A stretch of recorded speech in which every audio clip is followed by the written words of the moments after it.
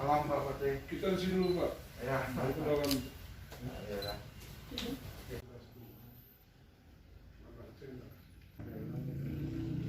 Agak lengah gitu loh. Kalau ada orang rumah sakit yang sakit muka, bro, Menteri Agama kena.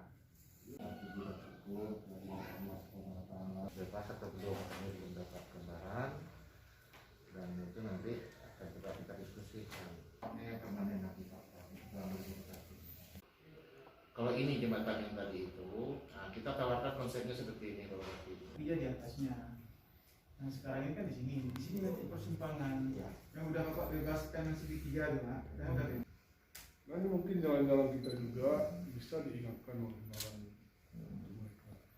Ya, masjid, rumah gitu. Sehingga kami lakukan pembebasan. Terima kasih. Tracking aja nih Pak. Sehat terus ya. Alhamdulillah. Sama siapa namanya?